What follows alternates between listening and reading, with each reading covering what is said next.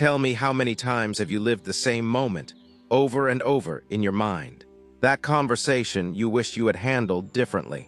That mistake you made months ago. That still visits you in the middle of the night. That what if that follows you everywhere. And the funny thing, most of those things never happen the way you feared. But your mind, oh, your mind made them feel real. You see, the mind is a master painter. It can paint entire worlds, worlds of joy or worlds of suffering.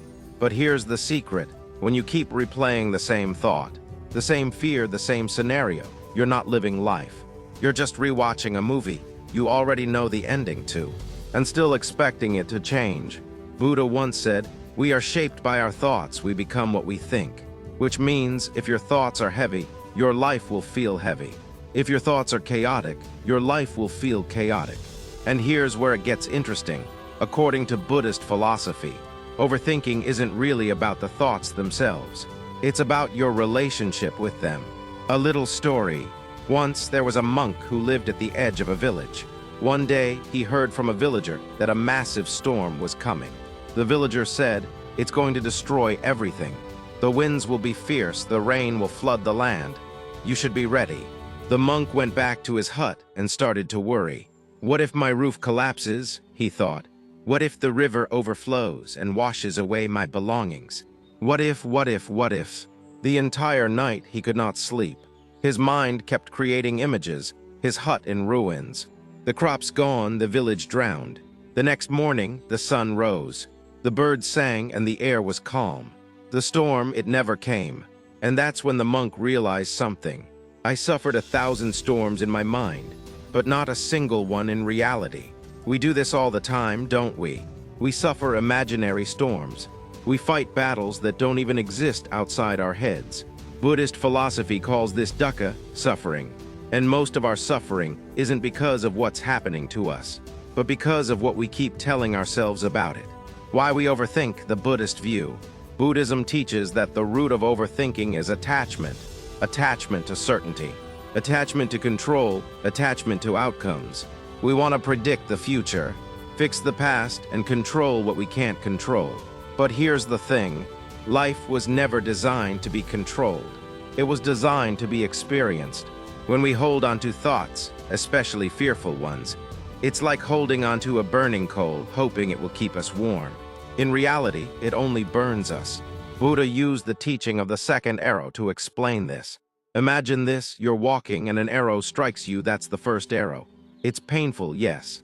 But then you pick up another arrow and stab yourself again. That second arrow, that's overthinking. The first arrow is what life throws at you. The second arrow is what you throw at yourself. And here's the part most people miss. The second arrow is almost always worse than the first.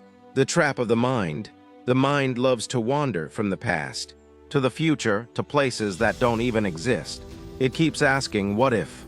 But Buddhist philosophy teaches, the past is gone, the future hasn't come yet. The only real thing is this present breath. And yet, how often do we miss the present moment because we're busy living somewhere else in our head? Overthinking is like drinking salty water when you're thirsty. The more you drink, the thirstier you get. Your mind convinces you. Just think about it a little more and you'll find the answer. But instead of finding peace, you dig yourself deeper into confusion. A Zen twist. There's a Zen story of two monks traveling together. They came to a river and saw a young woman struggling to cross. One monk carried her across, set her down, and the monks continued their journey. Hours later, the other monk said, "I can't believe you carried that woman. We're monks, we're not supposed to touch women." The first monk replied, "Brother, I set her down hours ago. Why are you still carrying her?"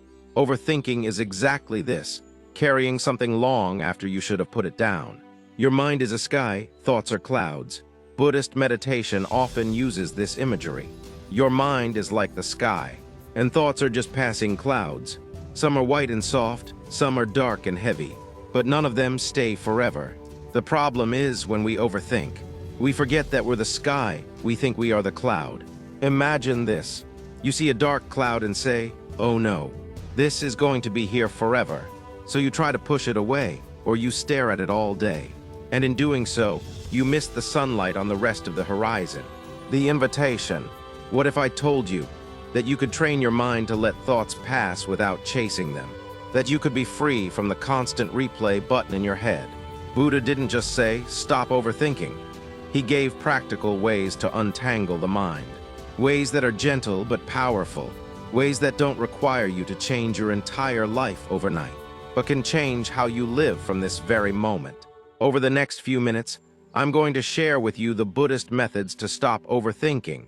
Methods that have helped monks find peace in silence, and ordinary people find peace in chaos. Because here's the truth. Your thoughts are not the enemy, but your attachment to them is. So take a deep breath. Let's walk together into a quieter mind. Part 1. The truth about thoughts. Let me ask you something. If your thoughts were like visitors knocking on your door, would you let all of them in? Think about it.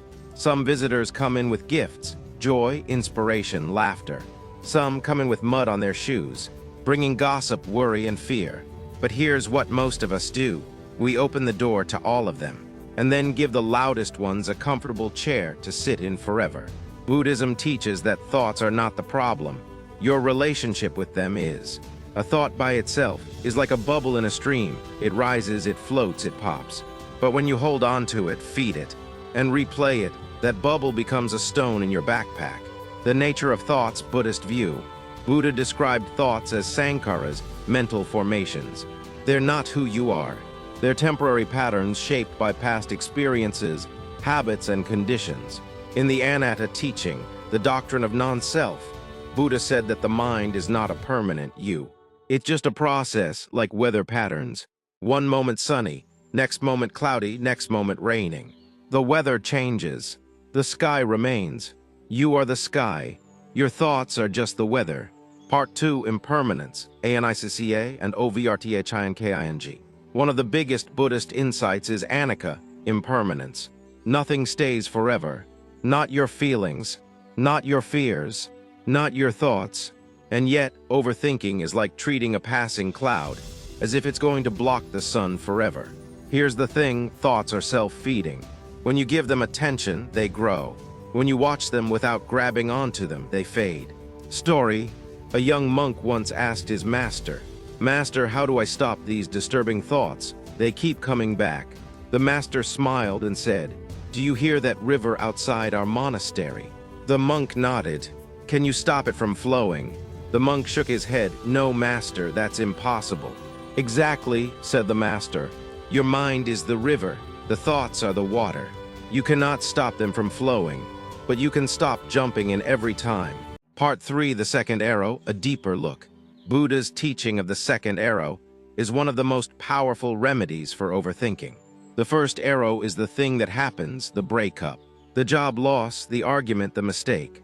The second arrow is what you do to yourself afterward, replaying it, exaggerating it, imagining worst-case scenarios.